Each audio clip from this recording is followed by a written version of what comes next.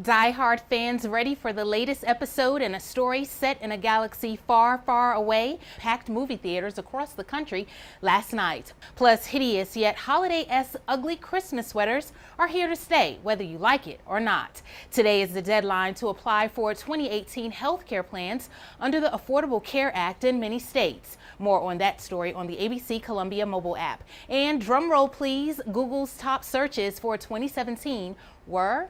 Find out next. From Maine and Gervais, I'm Kimberly Davis. I hope that you're well. Here are your trending headlines for Friday, December 15th.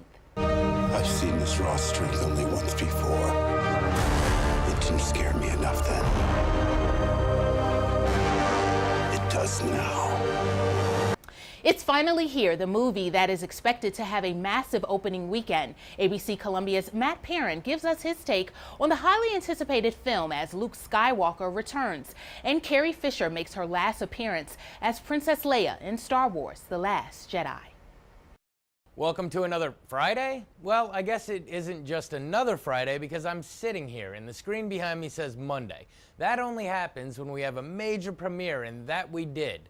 Doors opened last night to early showings of Episode 8 in the Skywalker saga of the Star Wars franchise. The Last Jedi is supposed to bring in upwards of $200 million this weekend, and so far most of the critics have been singing some praise.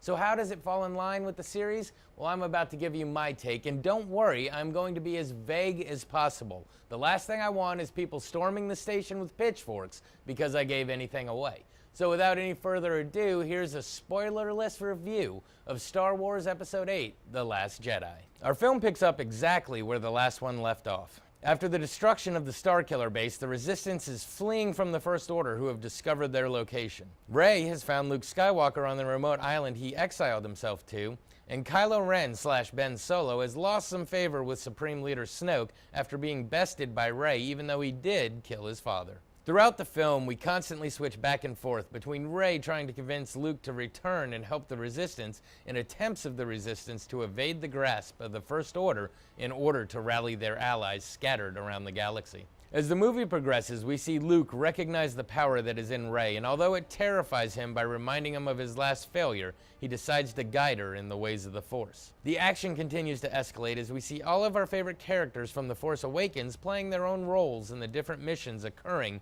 and we see some new characters popping up whether we care for them or not.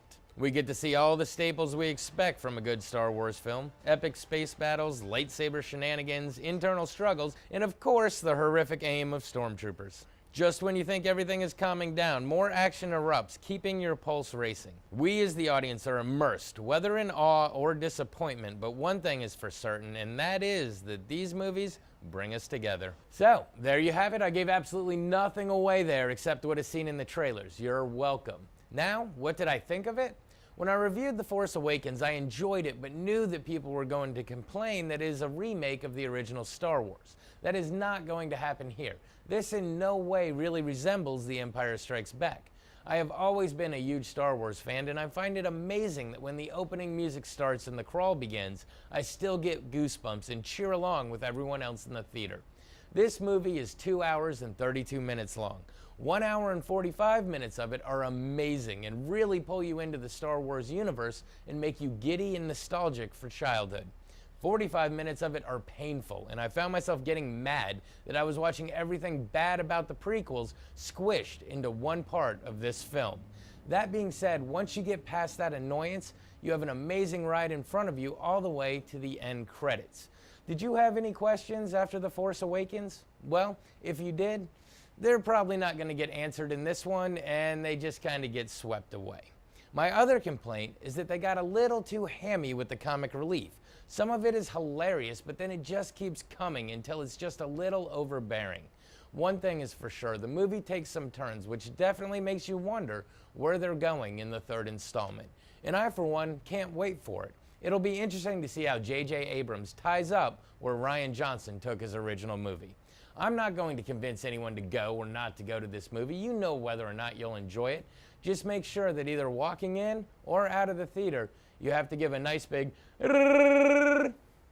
This has been your special edition of the Monday Movie Musing. Back to you.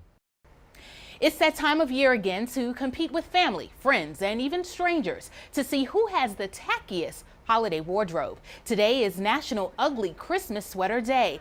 To get a leg up on the competition, you can add lots of colors and accessories. Some sweaters even light up and make noise. Connect with us and use the hashtag Ugly Christmas Sweater Day on social media to share what you came up with.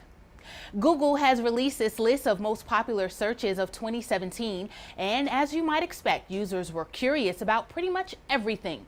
One of the most popular searches of 2017 in the U.S. was Hurricane Irma, which caused significant damage to parts of Florida back in September. Another top trender of this year was Matt Lauer. The longtime Today Show host was fired by NBC earlier this year amid allegations of sexually questionable behavior. Singer Tom Petty was also a popular search, particularly after his death in early October at age 66. One of the big trending searches earlier this year was the Super Bowl, where the New England Patriots beat the Atlanta Falcons in overtime back in February. The Las Vegas shooting was also a leading search. Dozens of people were killed and hundreds more injured in a mass shooting at a country music festival in the city in early October. And the most searched actor on Google this year? Meghan Markle, thanks to her engagement to Britain's Prince Harry. And just this morning, the couple announced their wedding date. Prince Harry and Meghan will exchange vows on May 19th of 2018. And users turn to Google in droves to find out more about Starbucks Unicorn Frappuccino. I'm Kimberly Davis. Be kind to each other. I hope that you have a great weekend, and thanks for watching.